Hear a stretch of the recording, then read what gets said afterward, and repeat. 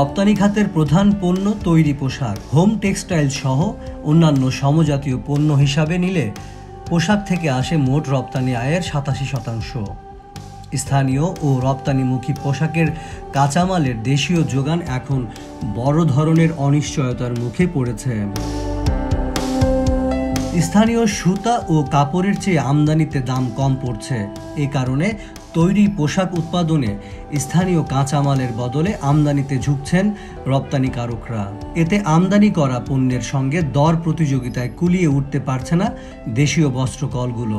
বস্ত্রকল মালিকের সংগঠন বিটিএম এর সদস্যভুক্ত কারখানাগুলোর উৎপাদন সক্ষমতার 35% ব্যবহৃত হচ্ছে না। ক্রমাগত আর্থিক লোকসানে অন্তত 50টি বড় বস্ত্রকল ইতোমধ্যে বন্ধ হয়ে গেছে। এসব কলের শ্রমিকদের বড় একটা অংশ বিকল্প পেশায় যেতে বাধ্য হয়েছেন। অনেকেই বেকার। শিল্পে প্রয়োজনীয় গ্যাস বিদ্যুতের অভাব এবং 2 বছর আগের তুলনায় উপকরণের 3 গুণ দামের কারণে স্থানীয় সুতা ও কাপড়ের উৎপাদন ব্যয় বেড়েছে কেজিতে 24 টাকা। গত জুলাই থেকে মজুরি বেড়েছে বস্ত্র খাতে। এ বাবদ কেজিতে উৎপাদন ব্যয় বেড়েছে আরও 25 টাকা। এই 2 বাড়তি ব্যয়ের কারণে 1 কেজি সুতা উৎপাদনের ব্যয় বেড়েছে 49 টাকা। কাপড়ের ক্ষেত্রেও উৎপাদন ব্যয় বেড়েছে।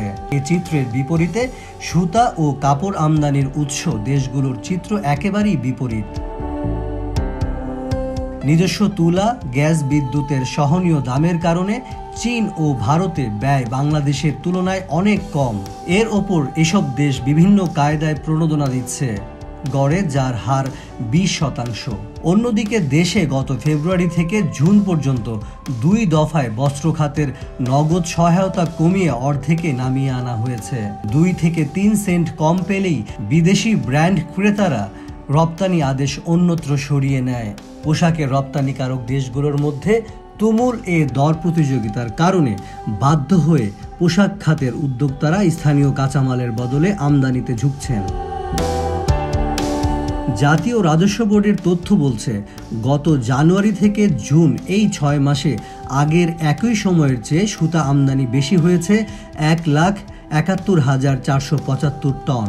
এ সময়ে সুতা ও কাপড়ের কাঁচামালের মোট আমদানির পরিমাণ দাঁড়িয়েছে 5,85,159 টন, যা আগের বছরের একই সময়ে ছিল 4,13,684 টন।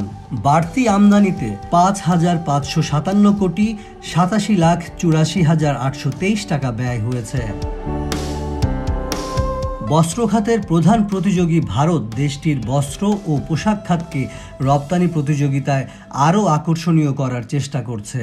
বস্ত্র খাতে নতুন বিনিয়োগ উৎসাহিত করতে ভর্তুকি দেওয়া হচ্ছে প্রায় সব খাতে। জমির দাম, ব্যাংক সুদ, বিদ্যুৎ, শ্রমিক মজুরি, শ্রমিকদের বীমা, প্রভিডেন্ট ফান্ড, দক্ষতা উন্নয়ন, শিল্পের মূলধন এসব খাতে উল্লেখযোগ্য হারে ভর্তুকি দিচ্ছে। এছাড়া স্ট্যাম্প ডিউটি সহ সরকারি বিভিন্ন ফি মওকুফ সুবিধা দেয়া হচ্ছে। ভারতের কর্ণাটক, উড়িষ্যা, অন্ধ্রপ্রদেশ, গুজরাট, বিহার সব প্রদেশের বস্ত্র খাত বিভিন্ন হারে প্রণোদনা ভোগ করছে। বিহারে কারখানা স্থাপনের উপযোগী জমি তৈরি করে দেয় রাজ্য সরকার। মূলধনী যন্ত্রের মোট মূল্যের 15% ভর্তুকি দেওয়া হয় রাজ্য সরকারের পক্ষ থেকে। প্রতিযোগী দেশে যখন প্রণোদনা দেওয়া হচ্ছে, তখন দেশে বস্ত্র খাতে নগদ সহায়তা কমানো হয়েছে। নতুন অর্থ বছরের প্রথম দিন থেকে রপ্তানির বিপরীতে নগদ সহায়তা হার অর্ধেকে কমিয়ে আনা হয়। জাহাজীকৃত রপ্তানিমুখী দেশীয় বস্ত্র খাতে শুল্ক বন্ড ও ডিউটি ড্রব্যাকের পরিবর্তে বিকল্প নগদ সহায়তা গত ফেব্রুয়ারি থেকে জুন পর্যন্ত 2 দফায় 4% থেকে কমিয়ে 1.5% করা হয়েছে। ইউরো অঞ্চলে রপ্তানিতে দেশীয় বস্ত্রের উপর 2% নগদ সহায়তা ছিল, যা 0.5% নামিয়ে আনা হয়। বস্ত্র খাতে নতুন পণ্য বা নতুন বাজারে রপ্তানিতে 4% থেকে কমিয়ে 2% করা হয়। পোশাক খাতের ক্ষুদ্র ও মাঝারি শিল্পে অতিরিক্ত নগদ সহায়তা 4 থেকে 3% নামিয়ে আনা হয়। এছাড়া পোশাক খাতে বিশেষ নগদ সহায়তা 1% থেকে কমিয়ে 0.03% করা হয়েছে। দেশের তৈরি পোশাকের সবচেয়ে বড় বাজার ইউরোপীয় ইউনিয়ন। স্বল্পোন্নত দেশ এলডিসি হিসেবে জোটে রপ্তানিতে শুল্কমুক্ত সুবিধা ভোগ করছে বাংলাদেশ।